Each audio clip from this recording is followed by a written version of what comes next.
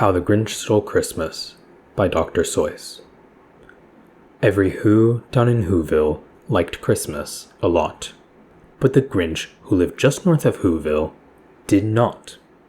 The Grinch hated Christmas the whole Christmas season. Now please don't ask why, no one quite knows the reason. It could be his head wasn't screwed on just right. It could be, perhaps, that his shoes were too tight. But I think that the most likely reason of all may have been that his heart was 2 sizes too small. But whatever the reason, his heart or his shoes, he stood there on Christmas Eve, hating the Whos, staring down from his cave with a sour, grouchy frown at the warm lighted windows below in their town. For he knew every Who down in Whoville beneath was busy now hanging a mistletoe wreath. "And they're hanging their stockings," he snarled with a sneer. "Tomorrow is Christmas, it's practically here." Then he growled with his Grinch fingers nervously drumming, "I must find a way to stop Christmas from coming." For tomorrow he knew all the Who girls and boys would wake bright and early, they'd rush for their toys. And then, oh the noise, noise. That's one thing he hated, the noise.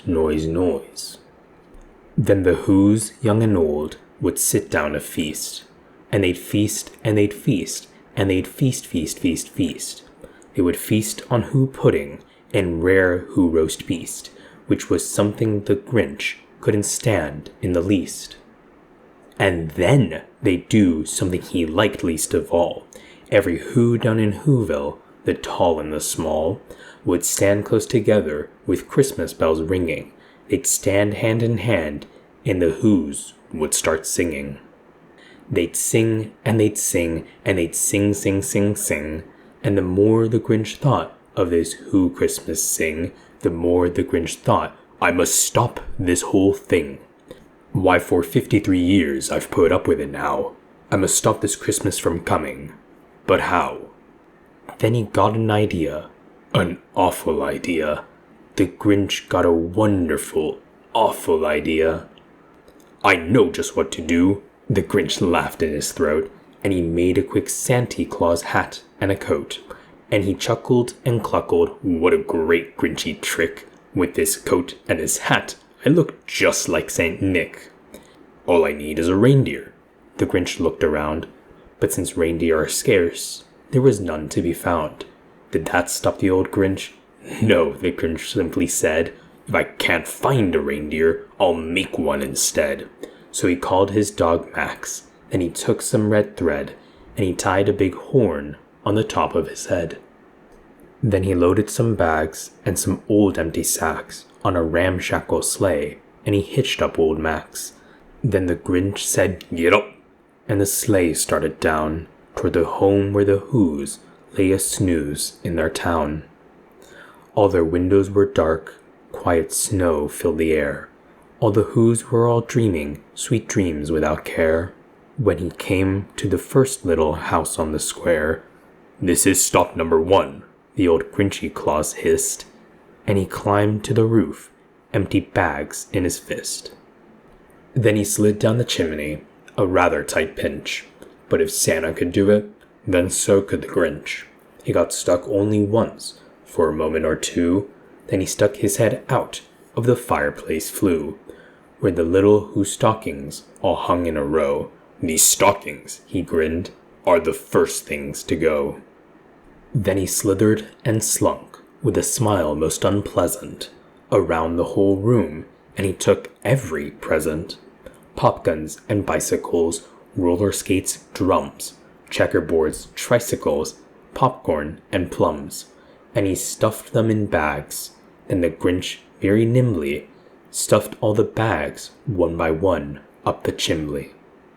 Then he slunk to the icebox, where he took the Who's feast. He took the Who pudding, he took the roast beast.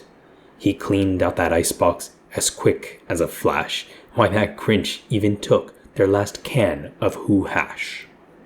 Then he stuffed all the food up the chimney with glee, "And now," grinned the Grinch, "I will stuff up the tree." And the Grinch grabbed the tree, and he started to shove, when he heard a small sound like the coo of a dove. He turned around fast, and he saw a small who, little Cindy Lou who was not more than 2. The Grinch had been caught by this tiny who daughter, who'd got out of bed for a cup of cold water. She stared at the Grinch and said, "Santa Claus, why? Why are you taking our Christmas tree? Why?" But you know that old Grinch was so smart and so slick. He thought up a lie, and he thought it up quick. "Why, my sweet little tot," the fake Santa Claus lied, "there's a light on this tree that won't light on one side. So I'm taking it home to my workshop, my dear. I'll fix it up there, then I'll bring it back here." And his fib fooled the child. Then he patted her head, and he got her a drink, and he sent her to bed. And when Cindy Lou Who went to bed with her cup, he went to the chimney and stuffed the tree up. Then the last thing he took was a log for their fire. Then he went up the chimney himself, the old liar. On their walls was left nothing but hooks and some wire. And the one speck of food that was left in the house was a crumb that was even too small for a mouse. Then he did the same thing to the other Who's houses, leaving crumbs much too small for the other Who's mouses. It was 1/4 dawn, all the Who's still abed, all the Who's still a snooze, when he packed up his sled. Packed it up with their presents, the ribbons, the wrappings, the tags and the tinsel, the trimmings, the trappings. 3,000 feet up the side of Mount Crumpet, he rode with his load to the tip-top to dump it. "Pooh-pooh to the Who's," he was grinchishly humming. "They're finding out now that no Christmas is coming.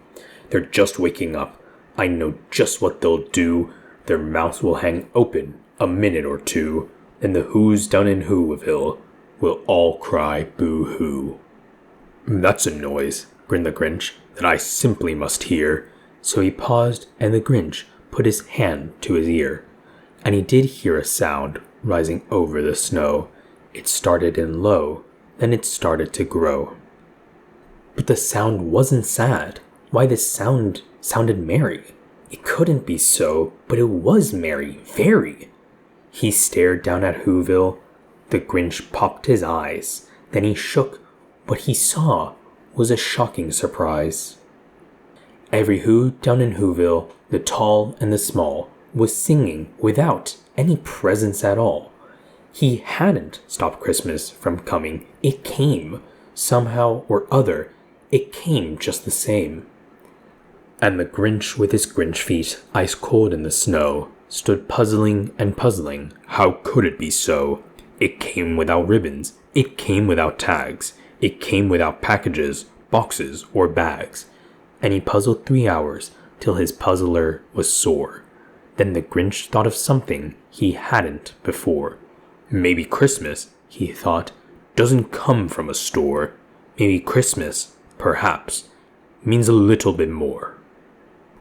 And what happened then? Well, in Whoville they say that the Grinch's small heart grew 3 sizes that day.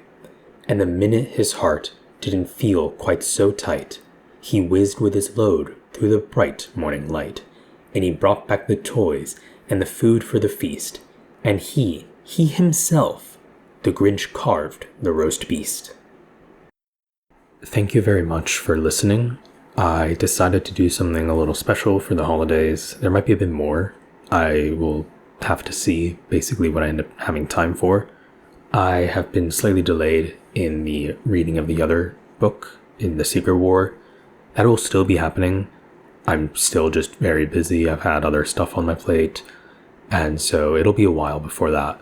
However, I do want to at least put something out for all you folks that are patiently waiting, so I did some stuff for the holidays, and hopefully you enjoyed. So thank you very much as always for listening.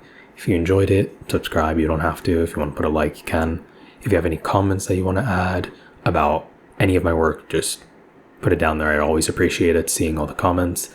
And getting feedback overall. Again, thank you all, and I hope you have a happy holiday. Cheers. Much love.